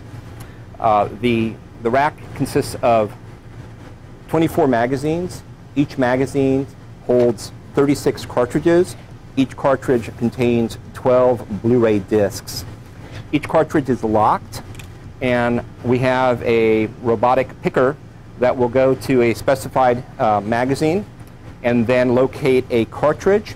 It will unlock that cartridge, removing the drawer, and a picker will go down and is able to select a specified disc in that 12-disc arrangement. When it's time to remove the magazines, if we want to put them into even colder archival state, let me walk to the front and show you how that operation takes place. So we've now told the rack to locate a specific magazine. There are actuators on these drawers that will then engage that magazine. The robot then will remove the magazine from the rack. Yeah. And once the magazine look at that, is removed from the rack, I now have access to either the cartridge, if I want to remove a specific cartridge, or I can actually remove a complete magazine and take that magazine, which is FRID'd, to a colder facility. Once I'm done with my operation, the magazine goes back in, and the robot is back in operational state. One of the key elements about the robot is that it consumes a fraction of the power that a normal magnetic spindle solution would. Yeah, I bet. Once in cold state, it's a virtual zero in power consumption. Of course. Waiting for an operation to occur. And once we're retrieving data, we're sub 1,000 watts. So you can see it's a fraction of what you typically would spend in energy in a data center. What you would normally have in like and two servers. The reliability in the is rack. really in the disaggregated nature. That makes a lot of sense, actually. So each one of these disks is actually certified for 50 years of operation. You can actually get some disks that are certified up to 1,000 years of reliability. Wow. And because the media is separate from the drives, if you ever have a drive issue, you simply replace the drive and you won't have to replace the data within the disk. Right. So from a reliability and operational standpoint, it's quite elegant and efficient. Gosh, Alan, that actually makes a lot of sense. And I wonder maybe if that actually isn't a little applicable to my situation, too. Kind of, yeah. And so basically they have this tiering system, right, where the drives is on like SSDs, and then as it gets less popular, it goes to hard drives, and as less popular, it goes to DVDs that it can reach, and then later it goes into like just a vault where they just like, if we need those DVDs 5 years from now, we can always go pull them out of the what we need is some sort of open source management solution where somebody like me could offline a bunch of this stuff to Blu-ray. Because, so here, two things. If you could just flip a switch and Chris could do anything he wanted to the entire world, I would keep the ProRes version of every show we ever do, and then 10 years down the road, I would release remastered versions that are super high fidelity because we have them in lossless quality, right? That would be Chris's dream, where I could be like, buy it on the, buy this set or re-download the set in a higher resolution because we kept the lossless version all this time, and that would actually be possible with Blu-ray discs. But the part that is not possible is the recalling of it, or like the organizing of it, or the automation aspect of it. That's not available to somebody. We need a solution that sort of bridges that gap right now. Well, without the robotic arm, that would basically involve Rakai writing something on the label and sticking it in the container somewhere. That's no good. What we need is, instead of Blu-ray, is like some sort of scale engine solution. Possibly. But then that just makes that all my problem. Exactly. Your bigger problem. Sorry, your bigger problem there is how you're going to get your ProRes files to me. You don't have enough bandwidth to upload. You know what, Alan? If you had a cheap enough solution that solved this problem, I would dedicate it just like some cheapo DSL line to just in the background upload to you all the time. Stream. Yeah. Yeah, but if it couldn't sync what you record in a day in ProRes to me in a day, 24 hours, no, it then would take a week. It would take a week. Yeah. Well, if it takes a week to send me each show, in a couple of weeks, you'd be a month behind. I know. I can make it work. I'll make it work. All right. I wanted to get to this next story because this is my personal soapbox for the next. I've decided 7 days. Here's the problem. Software developers are failing to implement crypto correctly, and each one of them is creating their own implementation of it. And each individual adorable app for your Android, iOS, Linux, FreeBSD, or Windows or Mac device. And it's cute because developers have a great idea for their next great app, but the problem is they're not crypto experts. And this really is starting to feel like something maybe the operating system should resolve. So there was a new report that's out now, and it was a report based on a static and dynamic manual vulnerability analysis of over 200,000 commercial and self-developed applications used in commercial development environments. So whatever the hell that means. And in this, they show that a lack of specialized training for developers and crypto libraries are too complex, and it leads to widespread implementation failures of encryption. And haven't we just witnessed that over and over again on this show, Alan? Yes, and that's basically the entire point of S2N by Amazon. Yes, is that SSL's API is too hard to use and too easy to make mistakes. So here's one where we will erase the data for you so you don't actually leak the plain text, and we'll give you a sane API that's easy, and then we'll handle the complicated stuff in the back. And we won't ask you to pick which encryption algorithm to use because we know you don't know which one's right. Right, and it's going to change. Like, oh, hey, give me security. Actually, and let's give developers credit. When they ship their app, they pick the right one. A year later, it changes. Yep. There's nothing they can do about that. Yeah. Whereas if they use this library, as long as the library is up to date, it will pick the right thing. Mm-hmm. All right, so Windows 10 has generated a little, I almost wonder if it's just part of the hype train as it comes closer to release, but the register is really making a lot out of this one. Windows 10 is going to share... It's kind of a big deal. Yeah, it's going to share your Wi-Fi key with your friends' friends, Yeah. So basically, with this Wi-Fi Sense feature that's built into Windows 10, it will remember in plain text every Wi-Fi password you give it and share it with everybody on your Outlook contact list, and optionally with all of your Facebook friends. No, okay, now listen. Come on, it's not going to be like that. That's what it says. I think the register, so, okay, here's a couple things that I don't know for sure because I'm going to be honest with you, I'm not a Windows Mobile user, and I'm not a Windows 10 user. But the Mumble Room on Tech Talk today this morning tells me this feature has already been available on Windows Mobile for a little while, and it is off by default, number one. And number two, it's not so much kind of the way the register is sort of pitching it, but it's more like you want to get on a Wi-Fi network, and I want you to get on that Wi-Fi network, but instead of me writing down the password or me text messaging it to you, I'm going to share it with you. But I need a way to share it with you before you've actually joined the LAN. So basically, SMS is kind of my best option. So what I'm going to do is I'm going to send you some sort of key file that you can then import and then join the Wi-Fi network. I could be getting this wrong because I don't use any of these operating systems, but my understanding is it is a bit more reasonable than Register is reporting it. But it is at the point where, like, if I'm an IT sysadmin and I've got Windows 10 machines that I'm thinking about deploying and I've got a corporate Wi-Fi network, I definitely have to look into what the hell this is because this could be a big deal. Don't you think? Yeah, because this one seemed more like if I go to the coffee shop, then and get the password, it'll just be shared automatically to all of my contacts so that they could use it too. And I don't know exactly how you opt out of it as far as somebody typing in the password. So I'm connecting to my home Wi-Fi, and I would really like my home Wi-Fi not to be shared. But they do mention that the access point itself can opt out by adding _opt-out to the end of the SSID.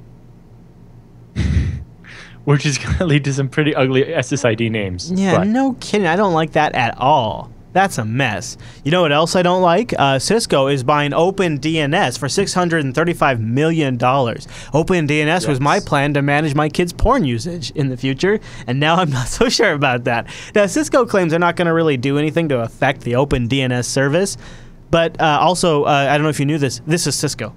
So, what do you think, Alan? Yeah, well, I first noticed this when on DNS crypt, the encrypted DNS thing, they pushed the config file change that would change all the URLs from OpenDNS to Cisco URLs for the name servers and so on. What, already? Yeah, there's a bunch of changes on GitHub. Too soon. Yeah. Well, that's how most people found out about it. Because we were talking a little bit about it on BSD Now, and we had a question for the audience specifically. If I want to implement the filtering at the DNS server level to keep my kids out of the porn, which is what Chris wants to do and what you want to do. It's what I want to do. Is there an open source solution that I could hook up with my own hosted DNS server? Right? If I have my own PFSense or my own router I've built, and I want to run a local DNS server, is there some open source software I can use that would let me implement, filtering like this and like an open source blacklist of porn sites or something? What's the answer? I'm asking the audience. Write us in. I thought you said you answered that on BSD Now. Yeah. No, we asked this question. That's where I'm at now because I feel like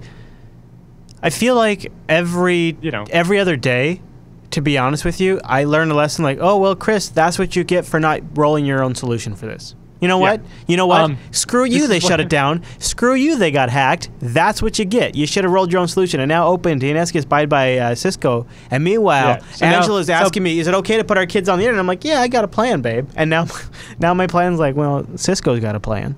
Well, we should ask Dan. He works at Cisco now. Well, he works in the security, ClamAV, the antivirus stuff. Maybe I should pursue them and I should just let them enjoy porn like everyone else does. I don't think I'm going to take parenting advice from our IRC chat room. Another, completely unrelated to tech, basically, but there was this service that I depended on that has recently just shut down and taken all my history with it. I used Gini, Jinni, as a movie and TV show recommendation engine. So you go and tell it what you like, and it would give you really good recommendations. It had a great UI because, you pick a show and you say more like this, and it have an interface, and there'd be boxes of different sizes of cover art or clips from the show of the show or movie, and the bigger they were, the more relevant they were to what you were looking for. And you could set sliders and be like, only stuff from 2000 and later, and I want stuff that's more realistic or more fantasy. And it was really great at picking the movies. And that now they sell it as a service to AT&T and people and Verizon and so on for TV stuff. But you can't. All the history I put into it, all the I can't access that. I can't do. They don't do movie recommendations for people anymore. They just took all the data I fed them, rating 500 movies and TV shows, slurped that up into their database and algorithm. But I don't have access to anything anymore. Yeah, that sucks, man. That does suck. I saw there's another one I saw developed at a university in the States somewhere that I'm gonna look into trying to use to find the next movie I want to watch. Yeah, actually, and also see if I still have it. I might have a recommendation. I don't think I have it. I had it bookmarked, but movie.io or something like that's a really cool recommendation engine for those kinds of things. Now, Allan, you grabbed a series of issues, huh?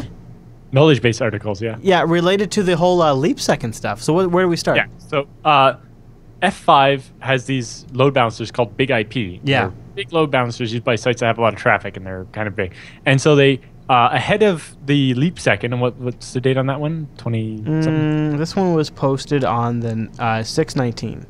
Yeah. The original publication date was 6/26/2012, but it was updated on 6/19/2015. Yeah. So ahead of the leap second, they published this article about how even though our big IP appliances are based on Red Hat 4 and 5, which are old and out of support now, which is one big enough problem to deal with, they're not vulnerable to the Red Hat bug that would cause them to reboot during the leap second.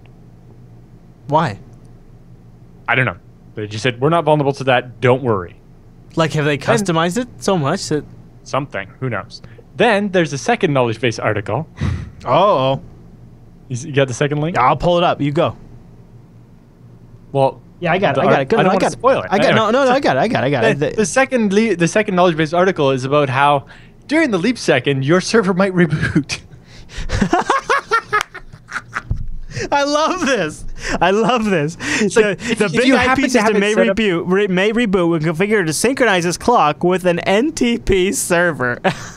Yeah. So if you actually want the clock on your big IP to be right, then it'll crash. Like if you want your logs to be accurate, if you want all of your devices on your network to be on the same time, those things. That is classic, Allan. So you're not affected unless you use NTP. Then you're totally affected. Which they don't say, but that seems like that should be the default configuration. Yeah, man. Like, even if you don't configure to your own NTP server, maybe they ought to configure to like pool.ntp.org or something else like that, right? All right. Let's talk about this. Second one. Yeah. All right. So now, make sure you get both links for this one too. All right. Now, okay. So we've got 2 links. Boy, Allan, this is like a double packed roundup. Now, are we starting with this tweet from DYN Research? Yes. Okay. Yeah. So Dyne is the people that run Dyne DNS, which has been around since the internet was tiny. And so they're showing that they made this graph of impact of the leap second. They show BGP advertisement rate per 30 seconds, and you see right at midnight there's this giant spike. And it's like, oh, the leap second caused something to go flip out, and all these BGP advertisements happened, and so on. So what happened, really? Well, then in second, but actually what happened was one network called Excelx accidentally announced Amazon from one side of the network through the other side of the network. So they became like a proxy where all Amazon traffic was accidentally leaking through them. So basically they announced all of Amazon's routes through their Hibernia connection, which is a big backbone. And basically because most of the internet's, or most of one section of the internet's routes to Amazon to go through them. And then they realized they did this and fixed it, and that caused all this flapping routes at that time.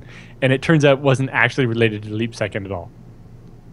So, sorry, it's kind of... Nicely, they actually kind of admit that it was their fault and that the problem was that they didn't have enough prefix filtering, but also their ISP didn't, because it was an old connection set up before they bothered with prefix filtering, and yeah.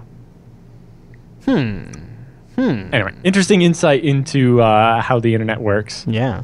There's another one, they were talking about Aaron running out of IP addresses and how Aaron should just like reclaim IP addresses that aren't being used from like GE and so on. And then somebody had the presence to point out that, it's not the company that is allocated the IP addresses or Aaron who says who owns an IP address. The source of truth currently is who's willing to accept the BGP announces for it. Yeah. And whoever announces the prefix and everybody else accepts that's who owns that IP address now. Yeah, right. Actually, our next story, speaking of BGP, the FBI is investigating vandalism of fiber optic cables in Livermore. Apparently, there have been 11 separate incidences of fiber optic cables being cut in California. Yeah, and this has kind of actually become a big enough deal that the FBI is putting out an alert, kind of warning people about this. I don't know what to make about it. It seems like I guess if it's a big enough deal, then 11 separate attacks. At least the internet, we kind of route around it, I suppose, right? Well, it depends. If it's a backbone type connection, sure, it'll route around it, but it might cause things to be slow or whatever. But if you're getting, if there's a neighborhood over here, and they have cable, and then it all goes to an end node, and then that node has its fiber back to like the data center to actually get to the internet. You cut that fiber, all those people now have no internet. Mm-hmm. Now, so it depends which fibers you cut. Yeah. But of course, in the regular newspaper coverage, they're talking about, so if your internet is slow and videos won't, or like your email is slow to open, or your videos won't play, it might be because of this. It's like not likely. It's like. First of all, your email being slow. How does email be slow? Like email's text. It's not slow. But a video not loading is more like it would just load really slowly if your internet connection was congested because half your routes were dead or something. Right. Okay. Anyway, randomness. Next roundup story. So a lot of times we talk about these major vulnerabilities, and we don't talk about how major companies roll these fixes out for these major vulnerabilities across the network. Now, I kid you not, I was at IKEA yesterday, so go figure, our next roundup story is all about how IKEA rolled out their patch for shell shock across their servers. At the Red Hat Summit in Boston, IKEA's IT director showed up how they dealt with the shell shock vulnerability and how they went in 2.5 hours, they tested, deployed, and upgraded all their infrastructure of 3,500 servers. And basically, they operate on this idea of having what do they call it? What's S something something? What are you talking about? What are you talking? An SH. What are you talking? No. They use a. Sorry, lost it here. Standard operating environment, SOE. And basically, all their servers are so identical that they could just push out the change once they tested it to all the 3,500 servers, and it would just work. Standard operating environment, right? Yeah. So basically, it's the parts of their systems that are exactly the same on all 3,500 servers. Well, that makes it easier, doesn't it? Nice for them. Too bad that never actually happens in the real world. Well, they talk about how they actually manage it in their real-world environment. Okay. So anyway, it's an interesting talk from a conference, and you might get useful information. Yeah, I mean, they made it work, right? They had 3,500 servers they patched, so they obviously made it work. Hey, and Allan, they mostly depend on the stable ABI, which is also you can get from BSD. And it's the same. That's why we use BSD here at Scale Engine, because we can have all of our servers have exactly the compatibility. So even if we're using 9.1 here, 9.2 here, 9.3 here, it's all the same ABI. If I compile an application, it will work on all three of them. Allan, can you wax poetically to me about SARP and why it's great for scalable address resolution protocols in large data centers? Right. So address resolution protocol is basically how if you want to access another machine that's on the same network and you're not going to end up going through a router, you say, as a broadcast out on the network, hey, what's the MAC address of this IP address? And then that machine will respond. Well, if you have a giant VLAN that has thousands of servers on it, that's going to be a lot of traffic and a lot of people talking all the time. Or worse, if you have something like a VXLAN where you're actually spanning a VLAN across multiple data centers, maybe not even in the same country, so that a bunch of VMs can appear to be on the same LAN as each other, then how are you going to handle having thousands or tens of thousands of VMs all in the same network segment be able to talk to each other properly? So that's why this new RFC 7586 is an experimental proposition on how to scale the address resolution protocol and basically speed up ARP. Because it's something you might notice, like if you do a ping to a local machine, if you ever notice the very first ping has a much higher time, that's because it had to wait for the ARP reply before it can send the first ping. Okay. And so this might help us reduce that. When you have when you have huge numbers of VMs on the same network, it could be an interesting thing. Well, I am all about that, Allan. All right, and last but not least, unless I've misclicked. Stories. Huh? Yep. How many? What? No, There's 2 stories. 2 stories. There's 2 stories left. So not the next last. one should be another RFC. Do you have another RFC? No, well, you know what, Allan? You would be impressed by how fast I can have another RFC. By the time you start talking about it, I'm going to have it. In fact, perhaps it's about SSL v3. Yes. So it looks almost the same, but RFC 7568, whereas the previous one was 7586. So like you could look at the 2 URLs and think they were the same. You might have. Yeah. So Adam Langley from Google and a bunch of other people have come together, including people from Mozilla, and have officially got accepted by the Internet Engineering Task Force. SSL v3 is now officially deprecated and should not be used for anything ever. Okay, official here. We need to have a party. There should be cake. Could be a celebration, is what you're saying? Yes. All right, I like it. So yes, I love trying to find the best part of it here. It also goes through breaking, like section 4 or chapter 4 of it is all about SSL v3 is broken, and it describes all the different ways that SSL v3 is broken and how we shouldn't use it. All right, I'll take it, Allan. I'll take it. But yes, do we really need this though to know that? But okay. Chapter 3: Do not use SSL version 3.0. Oh, I like that. SSL v3 must not be used. Negotiation of SSL v3 with from any version of TLS must not be permitted. Because there's a terminology thing in RFCs where specifically must not, required, shall not, should not, recommended, may, and optional are all uppercase, and they have very specific meanings. There's actually an RFC 2119 that describes the difference between must, required, shall, and should, and so on, and recommended, and what that means. But yeah, like must not be used and must not be permitted. Any version of TLS is more secure than SSL v3, although the highest version always is preferable. Pragmatically, clients must not send a client hello with a version of 3.0. Similarly, servers must not send the server hello indicating SSL v3. Any party receiving a hello message with the protocol version of 3 must respond with the protocol version alert and close the connection immediately. Love it. Alert. In your face. Good. Also talk about, historically the TLS specification was not very clear on what you should do in this situation, but you must not negotiate SSL v3. Must not. Good. Therefore, TLS servers must accept any hello message for TLS 1.0, but they must refuse to do SSL v3. All right, so Allan, are you ready for the last roundup in TechSNAP 221? Cisco's UCDDM, your Unified Communications Domain Manager, has a default static password for the root account. What could be the big deal? Well, not the root account, but an account that can get root privileges. For a root account. Oh, okay. All right, lay it on me. So there's a support account with a static password that can be root on the device. Good. And every device ships with the same static password. So didn't we just talk about the SSH keys on all their virtual machines that were the same? Last week, not virtual machines, but some of their devices. Cisco security devices. Allan, hold on. There was also an issue with the SSH keys on their virtual appliances since our last episode. Another separate issue. Yeah. Well, I know last week we talked about some Cisco device or appliance shipping with an SSH key that was used by their support team, meaning that somebody compromised that they could get every device. Well, a static password is worse because instead of having to steal some strong SSH key, all you have to do is brute force this static password, which I'm sure isn't very long. And if I know Cisco, they're still using MD5 crypt, not something better. That makes me the sad. Rent some video cards from Amazon for a day. Come on, dude. Don't tell them how to do it. Don't tell them. Come on, save that for off the air. We'll make some money on the side. Right? Yeah. Oh, man, that's bad. That is bad.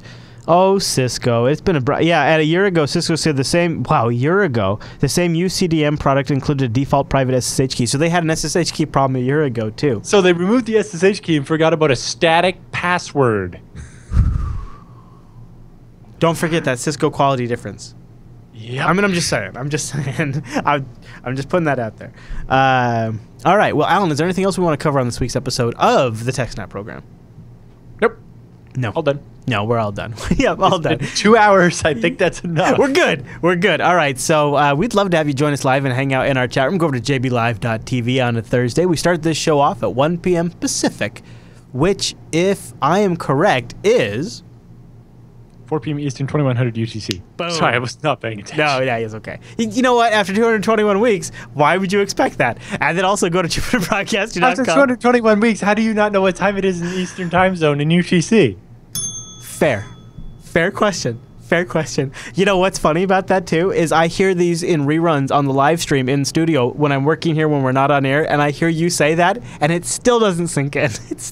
Well, you have to be careful, because if you hear reruns from winter time, the time zone is 2100 instead of 2000. Actually, that... If you can believe it, that is specifically why I do not commit it to memory, because I know I am not smart enough to get the two clear, because I'm not even fully grokking the concept of time. I feel like it is a construct that has been pushed upon me, that nobody asked me if I'm okay with this construct of time. I grok following the sun and that kind of stuff and circling it and stuff like that. That's cool. But when you start putting numbers on it and then you change those numbers, nobody asked me about that. So what I do is I just go to jupiterbroadcasting.com/calendar and I let the computers just convert it to whatever numbers I understand. And you can do the same. And then you go to jblive.tv when those numbers occur to a time that you want to go to. In fact, you can even add it to your own calendar. How about that for some magic? And then don't forget, we've also got those RSS feeds. So if you can't make it live, you get every single episode on demand. Just go to jupiterbroadcasting.com, look for episode 221 of the TechSNAP program. Links to every single stinking thing Allan talked about are there, as well as RSS feeds for videos and HD definitions of this very show. And that brings us to the end of this week's broadcast. Thank you so much for tuning in this week's episode of TechSNAP. We'll see you right back here next week.